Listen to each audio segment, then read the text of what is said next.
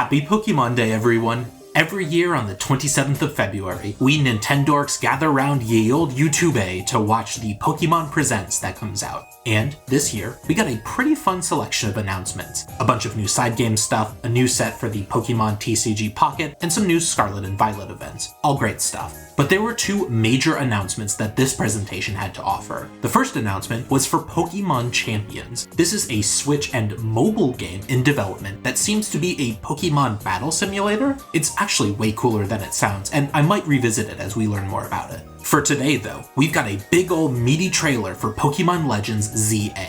Let's break it down to see what we can glean about the first mainline Pokémon game to launch in 3 years. Before we get started though, please be sure to like the video and subscribe to the channel. I'll be talking about Legends Z-A more and more as it comes up to release later this year. Get subscribed so you don't miss a thing.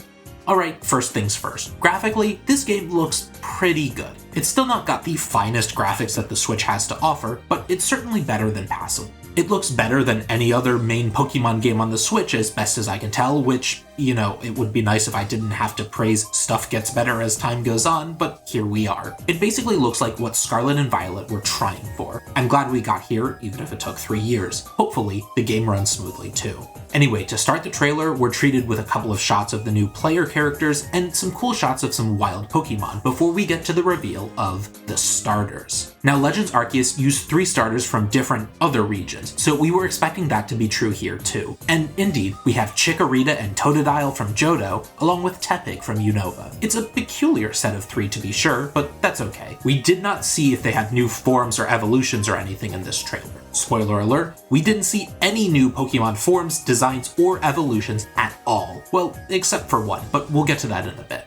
Anyway, 3 little dudes! I'm a long-term grass stan, so I'll be partnering with Chikorita myself, but I like all 3 of these starters. Not a big fan of Emboar, so hopefully we do see a new form for him, but the starters have a ton of personality. In fact, throughout the trailer, we see a lot of Pokemon animations that breathe life into these designs. Look at Tepig run, and aw, how cute. Totodile's just cheesing. It was a lot of fun throughout. We also see a fair focus on traversal. The player can climb ledges, we see them kind of glide between the roofs of buildings. This is great. Pokemon games don't typically have a lot of mechanical traversal options. Legends Arceus had its ride Pokemon, which was the start of this, but now it looks like the player can just climb onto stuff. Neat. But now, we start to get exposed to the big new thing of the game, the new battle mechanics. Legends Arceus kind of gave the turn-based battle system of yore a facelift, but Legends Z-A seems to be rebooting the whole thing. We'll skip ahead briefly to the section where they show it off in detail to learn more about it. Basically, you now have full control over your Pokemon in battle. Your 4 moves are mapped to your 4 face buttons. Instead of turns, your moves seem to have cooldowns. You can execute any of them as long as it's available, and each move now has a range and a spawn location. Look, you can see this rollout attack comes from the Pokemon, or this rock slide coming from the sky. You can move your Pokemon around, dodging attacks and getting into position to do your own. This looks like an absolute blast to me. I like the old style of Pokemon battles, but for the sake of gameplay, rebooting the formula was sorely needed. And this turns the slow, strategic pace of battles into fun, frantic action sequences. To me, I think this is exactly what the series needs to shake up battles. But that said, Pokemon battling is bigger than ever. Thousands of people the world over compete in VGC and dozens of tournaments for huge cash prizes and relative notoriety. Over the last year or so, I've been personally getting more interested in competitive Pokemon battling and becoming more acquainted with the turn-based system.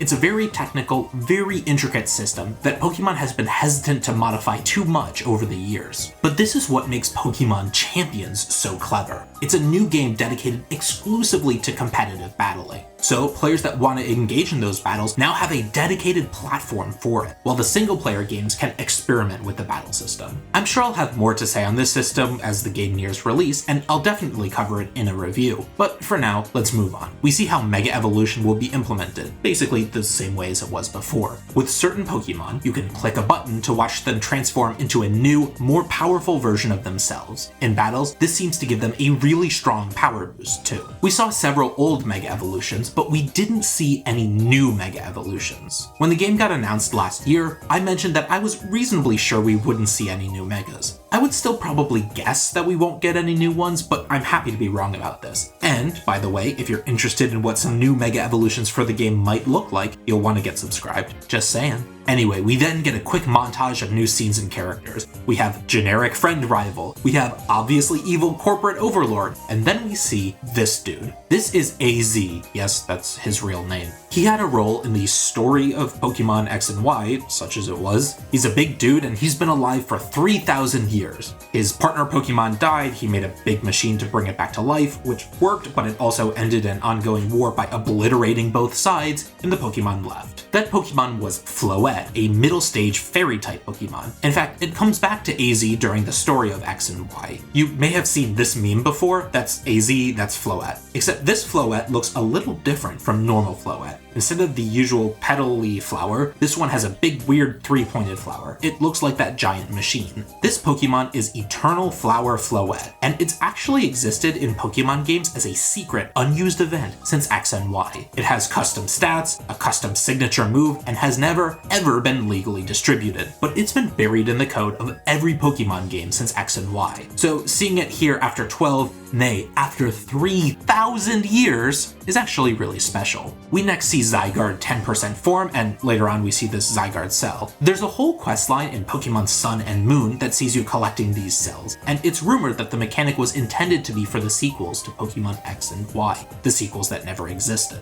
My guess is that this'll function similarly to the Spiritomb Flames in Legends Arceus, something to get you exploring the world for a small reward. Then we start to learn a little more about what the world will actually look like. It's a little monochrome for my taste, I do hope we get a little more backdrop variety, but the main thing to talk about is the wild zones. In certain districts of Lumio City, clearly marked off by these glowing digital gateways, are the wild zones. These are places where the wild Pokemon are limited, kind of like habitats. You can check Pokeballs like in Legends Arceus, or get into the new type of battle with them. Now, to me, this is the most disappointing part of the trailer. The wild zones they showed off look really small, and it's a shame that they have to be limited at all. Why are they fenced off like this? I mean, sure, in real life you have nature preserves, but this is a video game. Can't you just have the Pokemon stay in these zones? Or, not have that? Let them roam around freely? I don't know, maybe this will make more sense as more of the actual gameplay is revealed. Because, curiously, we didn't actually learn anything about what you'll be doing in the game.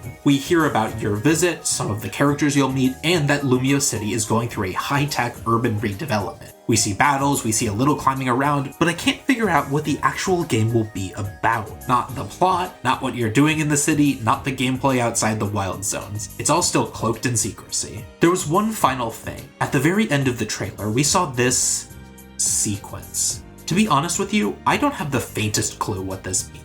I mean, it's still a part of Lumio City. The city is split into 5 regions represented by the Pentagon, and there's even a Pentagon that you can see in a couple of the maps of the city, plus that's the prison tower in the center. But I have no idea what the promotional match announcement is. Maybe Legends Z-A will have more involved battling in the game, or, Arceus forbid, multiplayer battles? There weren't many opportunities to battle in Legends Z-A, so maybe they're trying to set up a ladder or competition. Whatever the case, that remains a mystery too. To be sure, that's okay. This game is still a ways out. It's being released in late 2025, which probably means November. It'll be the big holiday title of the year, so there's still plenty of time for developments, reveals, and analysis before it launches. That reveal date actually points to a secret third big announcement of the Pokemon Presents today, though, that Generation 10 will not be coming out this year. This is actually huge. Since Generation 4, every generation has been almost exactly 3 years long. Every 3 years, it's been a new paired release with new Pokemon. This year, for the very first time since 2007, Game Freak is breaking the tradition. There's a lot of potential reasons for this. Maybe Game Freak has been listening to the tepid reception of the technical state of its games on the Switch thus far. Maybe they really wanted more time to polish the next generation. Or maybe they wanted Gen 10 to accompany the series' big 30-year anniversary next year. Whatever the case, I see this as a good thing. Space out your releases, Game Freak, and make the games better. Interestingly, we saw no mention of Switch 2 compatibility for anything today.